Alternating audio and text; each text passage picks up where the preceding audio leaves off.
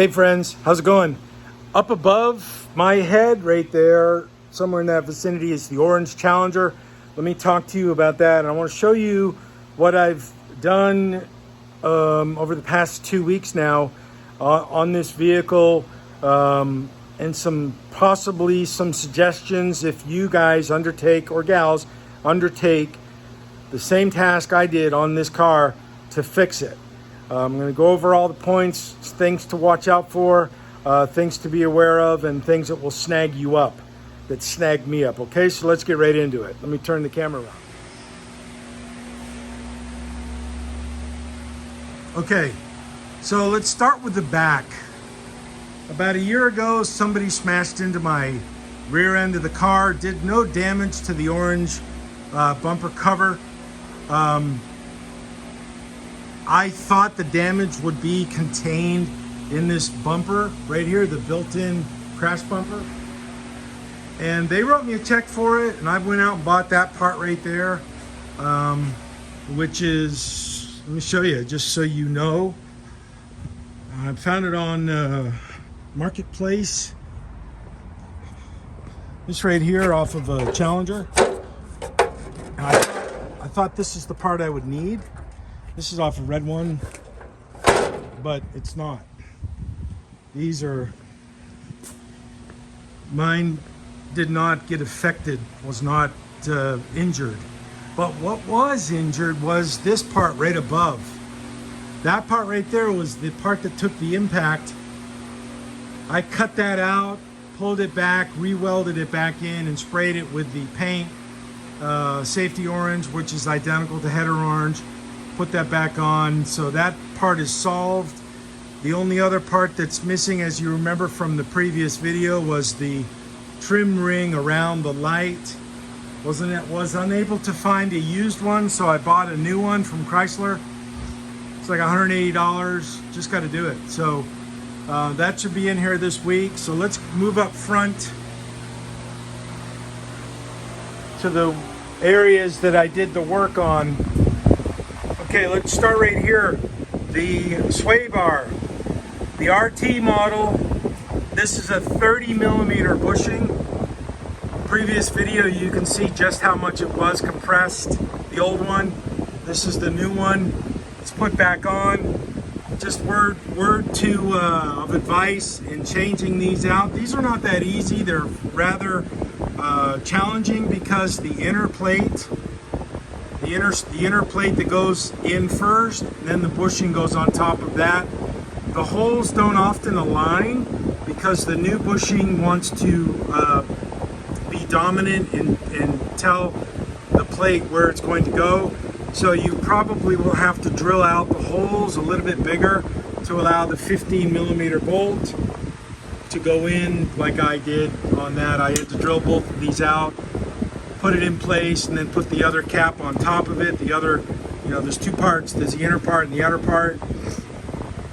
Put that on, torque it down. I think it was, I can't remember the torque value, but I did download all the torque values and put it on. I think it was 44 pounds, foot-pounds.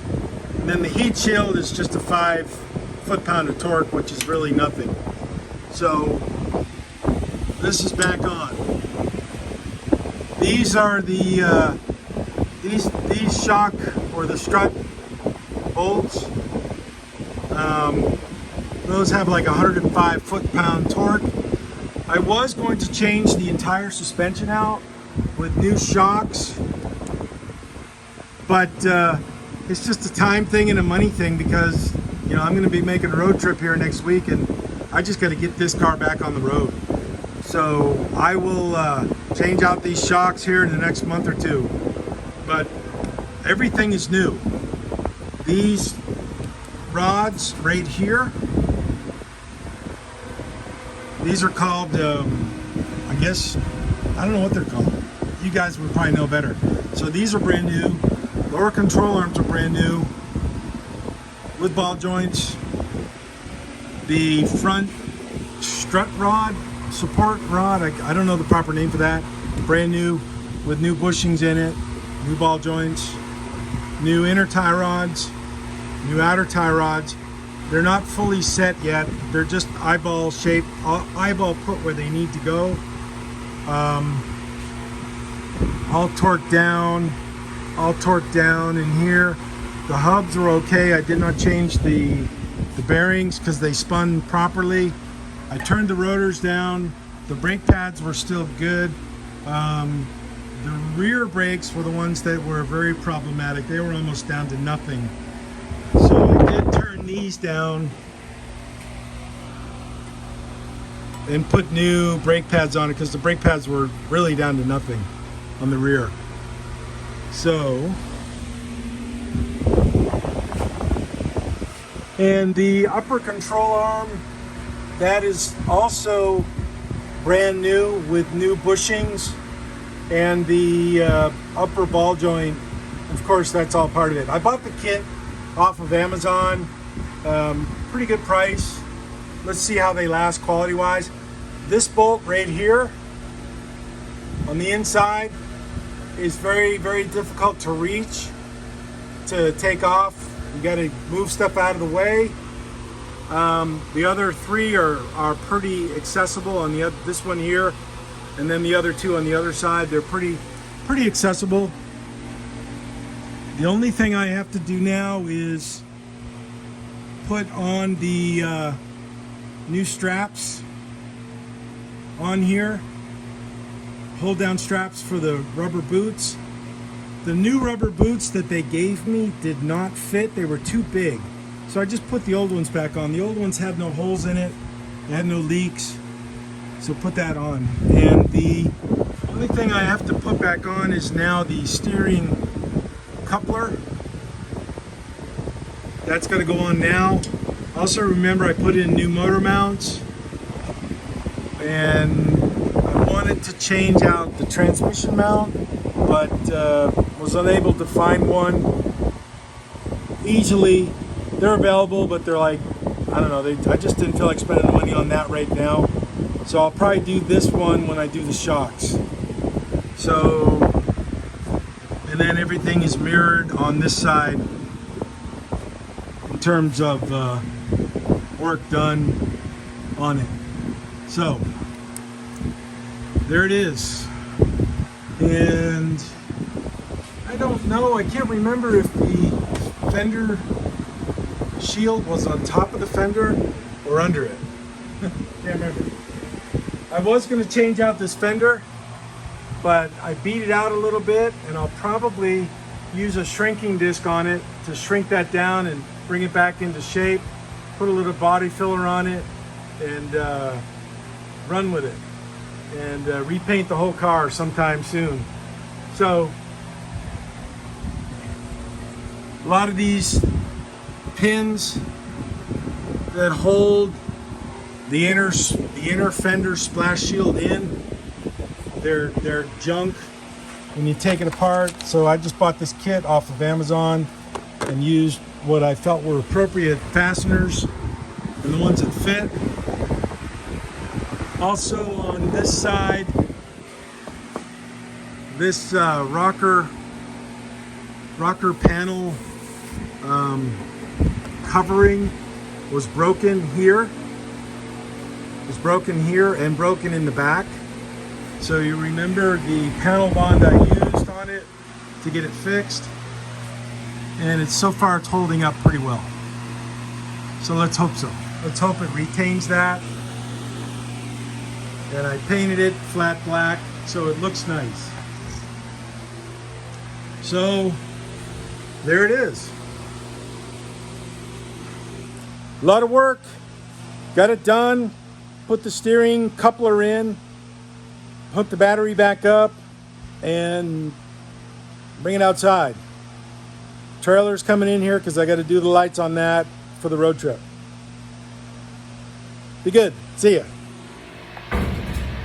Okay, one more thing I want to add to this after action review of doing this work on this car is if you're going to do this, when you put the new parts in, the new upper control arms, the new lower control arms, the new front torsion bar, front control arm, whatever they're called, you have to set the ride height before you torque them down. If you don't, you run the very high probability of ripping the brand new bushings apart. You don't want to do that, because all the work you would have done, money spent, would be thrown away. The way I set the ride height is just bring the car down on its own weight, turn the wheels, put a paint stirrer stick in there on top of the new upper control arm, bring it off to the edge, mark a white line on both sides, do the same thing with the lower control arm. What I did on the front is I took a paint stirrer stick, held it up vertically to the bottom of the body, and marked 2 little lines on the paint stirrer stick, and I'll show you just what I'm talking about.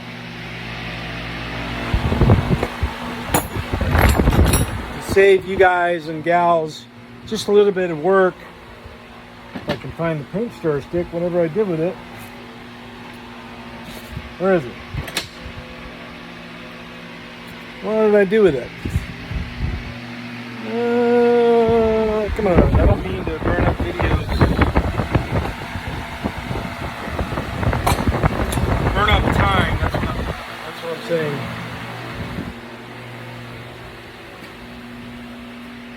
What did I do with it? Ugh.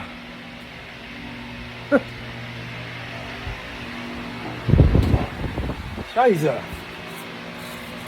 Where is it? I might have just chucked it. Oh well. Let me use this 10mm wrench to replicate the paint stirrer stick. So I put this in here like that at the proper ride height. Right now it's not set at the proper, well, it is set at the proper ride height, but it's already torqued down in place. So when the car is down on its own weight, this bar right here will be higher. So when it's set there, you just put the paint stirrer stick up against the body right there, where the box end is, and then I marked 2 lines to correspond to, you know, the top part and the bottom part, and then replicated that on both sides.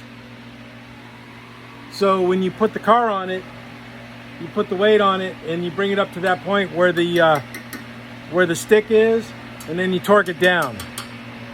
So that's just the added part that I want to add to assist you all so you don't make a mistake and torque it down when it's not in the right area. So if you do, let me show you where see those white marks right up there?